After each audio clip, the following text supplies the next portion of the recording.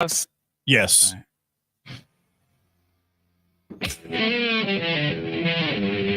It's time for Coffey Company, fueled by Thornton's on Sports Talk 790. Holy crap, I don't know who the hell we think we are. Get off our show, idiots! The kids are playing their tail off, and the coaches are screwing it up. Go play intramurals, brother. Go play intramurals. They're supposed to be mature adults, but they're really not.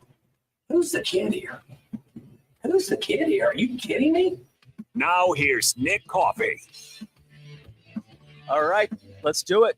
It is time for a Friday edition of Coffey Company, fueled by Thornton's here on Sports Talk 790. Appreciate you hanging out with us and joining us. I mean, you haven't been hanging out long. We literally just started the show, but you know what I mean. If you're here, we appreciate it. So don't go anywhere. We are with you for the next 3 hours as we take you up until 6 o'clock. Again, you know the drill. We are fueled by Thornton's. Make sure you sign up to become a member of the Thornton's Refreshing Rewards program if you haven't already, and you'll be happy that you did. All right, there'll be plenty of ways that you can be a part of the show today, and I will make sure to let you guys know that. A lot of you probably already know that, but I will let you know once again in case you don't. But we are loaded for the next 3 hours.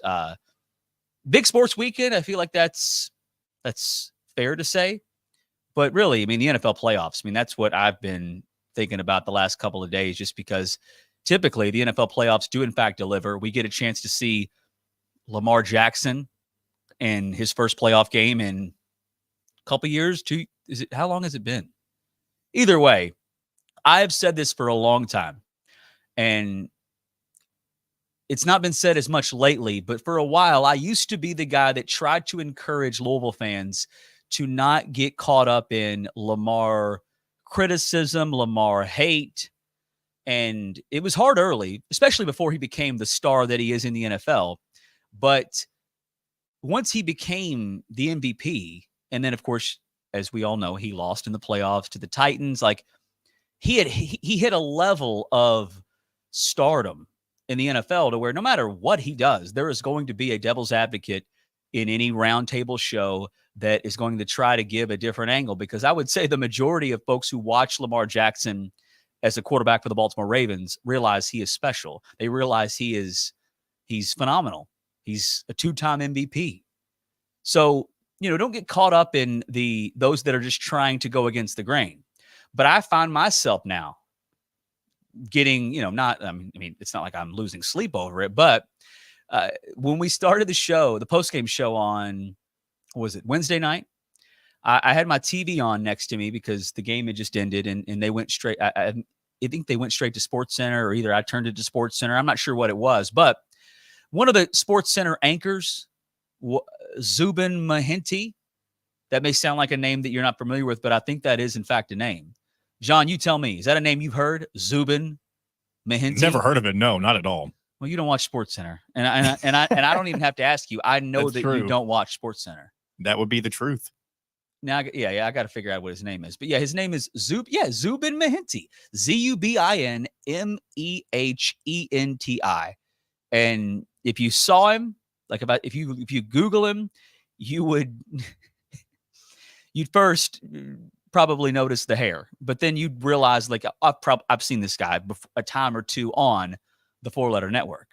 Well, they were like sending it to something, and he ended his segment, his show, whatever he was doing, and he said this: Lamar Jackson certainly looks like he's going to get his second MVP trophy, which is crazy because he's got more MVPs than he does playoff wins. And I've been thinking about that since he said it. I've been thinking about that, like, this it's just disrespectful. It's disrespectful to the one and the only Lamar Jackson. And look, the reality is this: Lamar Jackson has a playoff record that is not, I mean, to me, his playoff record isn't something. If Lamar Jackson wasn't an MVP, his playoff record wouldn't be discussed. And that's not like an excuse, because the reality is this: when you are that good, you are expected to win in the playoffs. And he's not made a deep run. I mean, he's 1-3 overall, and that's not good. Now, I think if you really consider each and every situation, I think the only time Lamar Jackson came up short in the playoffs where it felt like, wow, that's disappointing, that's a bad look was when they lost to the Titans in the year that he won the MVP, in the year that the Ravens were really good. And they were really good. Their defense was phenomenal. Lamar, I mean, he did things that, we watched at Louisville, and I don't know if I didn't know if he'd be able to do it in the NFL, and he did it. But, they didn't have the weapons they have now. I mean, Lamar won the MVP with a team that, who was his best weapon? I genuinely don't even know. Mark Ingram? Was he the best, the best offensive player outside Lamar? I mean, Mark Andrews has been his guy for a while, but now he's got Zay Flowers, Odell Beckham Jr. is still making enough plays to where you feel like he's a valuable option. So I'm entering the weekend I'm now going full on what I used to tell people not to do, which is don't get caught up in people just trying to bring down Lamar. Don't let him get the best of you. And I guess this Zubin guy got the best of me because I've been thinking about it ever since he said it. And I'm hoping that Lamar, in fact, can come through. I think he will. But look, the NFL playoffs, they're always awesome. They usually deliver and give us not only good entertainment, but good games. And I can't wait. The first game of the playoffs is going to be the Ravens, the Texans, and that'll be tomorrow at 4:30. And, they're at home. They're a better team. But, man, this Texans team has got a lot of momentum right now. They've been the darling of the NFL season, have they not? They've made it this far. And I know I'm a broken record when I say this, but why is there not more talk about the Texans making it this far, having this kind of a season? And yes, I'm aware they play in an awful division, the same division my Colts play in. But they're doing it after drafting a rookie quarterback with the second overall pick, and now they're here. Usually, if a rookie quarterback has made a deep run in the playoffs, it's because he was a late draft pick, meaning late first round or later on, because they already had a team essentially set up, and they just decided to let the young guy, manage the game, cut his teeth, that kind of stuff. That's not what's happening with Stroud here with the Texans. So, Louisville, or not Louisville, the Baltimore. This is what I'm doing here. I'm thinking Louisville because I'm thinking Lamar, but the Ravens should win. And if they don't, it's going to be bad. There is going to be, because there are a lot of people that are Lamar Jackson doubters, haters, that kind of lay in the weeds. They live anonymously, and then they'll chirp up whenever they're waiting for the opportunity to chime in and tell everybody that, my thoughts on Lamar Jackson coming out of college, despite him having 2 MVP trophies. I was right. You all were wrong because he can't win in the playoffs. And that's just the reality of it. And what's crazy is that Lamar could play phenomenal tomorrow and they lose. And you know who all the blame is going to go on? Lamar Jackson. I mean, anybody who's using logic and their brain wouldn't feel like he was the problem, but that's what will be the conversation that you hear on national platforms. And you know what that does? That creates what is called a narrative. So I'm not nervous, but I just know what would be the reaction if he loses. And some would say, well, hey, it's fair. But again, listen to what I just said. He could play great. He could be the best player on the field and they lose and he will still get the blame. And that's not fair, but that's where he is. Lamar has had a level of stardom in professional sports that he's reached the top as an individual player. And when there's a chance to create a different conversation, they will, right? Because he's getting a lot of love right now and he deserves it. He's the youngest quarterback to ever win the MVP multiple times. So I'm hoping, I'm excited. I can't wait to tune in tomorrow. And then the other game is the Packers and the Niners, which, big brands, of course. But do you have a preference in that one, John? Just curious. I don't know if you're going to bet on it, but Packers, Niners, do you have a team you're pulling for? I've actually got a 4-leg parlay where I just took money line for each game. What did I create here? Well, you have created I used to talk gambling with John, and I just knew it wasn't something he was involved in, wasn't something he, cared about. I just never did it whenever it was offshore. I just love now that I'm bringing it up, and you've already got your parlay bet. That's right. Your slip's in, my man. I love it. The Packers have come through for me several times this season. I didn't bet on them against the Cowboys, but I've got them beating the 49ers this weekend. You have the Packers winning? I do. Wow. I know that sounds insane. But they're riding the momentum. They are. And I mean, I wouldn't bet that because I do think that the Niners are probably top to bottom. Like they're as balanced as any team. Their defense is phenomenal with Bosa. Brock Purdy is in my opinion, I hate using this because it's so stupid, but I get why people call him a game manager, but he can make plays. And they've got McCaffrey, who I think is probably, he would easily be, he'll end up probably being the runner-up to the MVP award after Lamar. And they got Deebo Samuel, who's healthy now. So, like, they're great. So I wouldn't touch that, but you've got the Packers winning the game, and they're 9.5-point dogs. I love that. It's the only upset I have of the 4 games, I love that you bet that, but you parlayed that. So I took money line in each of the games. I've got the Packers winning. I've got the Bills winning. I've got the Lions winning. Who's the first game? No. Is that all? That is all one bet? Yeah, it's all one. It's a 4-leg money line. Oh, they're all money line bets. Okay, because I mean, that'll be huge. But this is the thing. Like, what are your other bets? Tell me what you have here. So I've got Ravens money line in the first game. I've got Packers money line. Here's your money line parlay. I like it. Yeah, all money lines. And then I've got I got Lions in the third game money line, and then I've got Bills money line in the last one. So I like every one of those. I wouldn't bet it, but like I do know what you're doing here as far as there's not a ton of juice. You picked favorites in every game other than this one, right?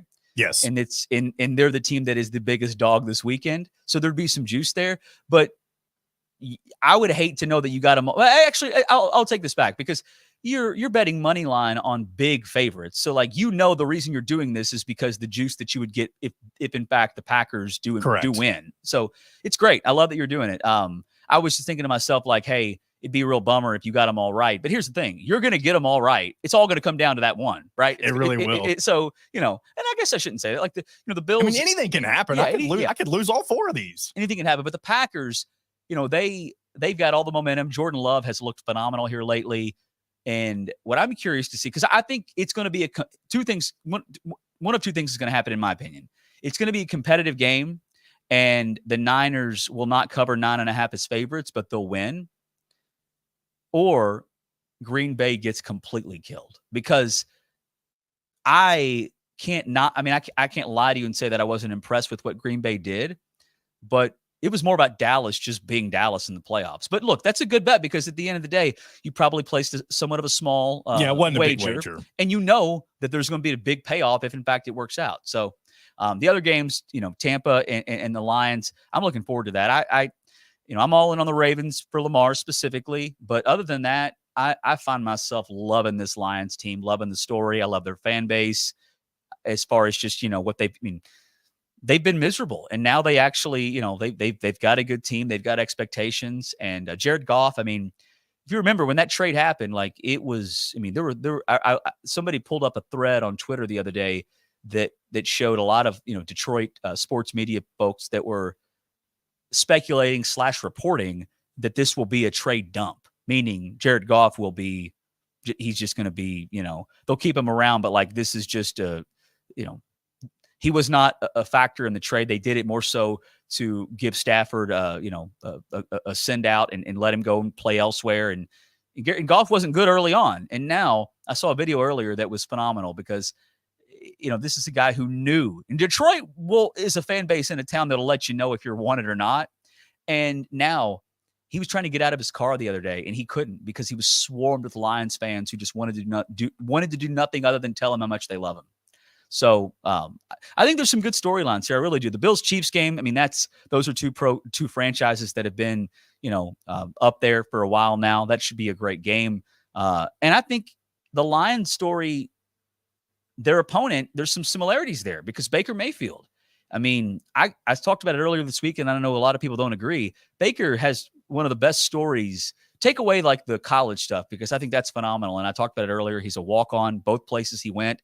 Won the job, produced, won a Heisman Trophy. But in the NFL, it's not like he's winning the Super Bowl, but he was done. A year ago, I bet everybody would have told you Baker Mayfield will never start in a playoff game again. And he did last week, and he won. And now he's going up against the Buccaneers. So the Buccaneers and the Lions, the theme there to me is more so just like, hey, these guys are riding some momentum. Nobody thought they'd be there. And I don't know what it is, but I enjoy when I don't have a dog in the fight, when I don't have a team to root for, take away the wagers part of it. But I'm just watching just to watch. I'm not rooting because I bet on anything. I enjoy it more when I know that everybody involved is through the roof because they're there. And I feel like that is the case with the Lions for sure. And with Tampa, they won a Super Bowl recently, so it's not crazy. But like they didn't think that with Baker. I mean, I think it was Aikman that talked about it when they beat the Lions. Most folks that work for ESPN that were giving you preseason win totals had the Buccaneers finishing with the fewest wins in the league.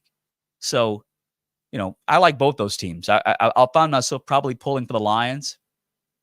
So, yeah, we should be in for a great weekend of NFL action, and I am certainly looking forward to that.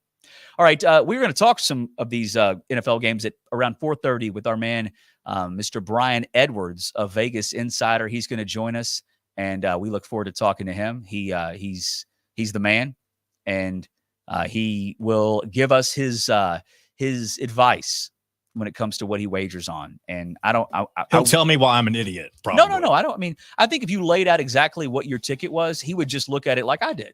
And he knows more than I do, but he would look at it and say, you're doing it because that's, there's one upset that you think is going to happen. You took the safe bets and all the other. That's a good ticket. Like you're not, knowing how you bet because I know you like that's not a bad pick because if you do money line parlay and it's all the favorites, you might put a little money in your pocket, but that's not even fun, right? It's not even fun. So I get it. All right. We also have to discuss, we'll get into the Louisville basketball stuff. And Kenny once again said something that has now made it to where Louisville basketball fans are talking about Louisville basketball, and it's just acknowledging the dumb stuff that the coach says. So we'll get into that. Also, some other college basketball things to get into. Jeff Brom and his staff, they officially introduced nearly every one of the transfers that has enrolled at school. So, at this point, you don't have to worry about a lot of them. 24, I think, of the 26 are already here. So we got a loaded show the rest of the way. And if you want to join us, you can. You can give us a call, 502-571-7900. And you can text in 502-653-0790 on the L&N Federal Credit Union text line.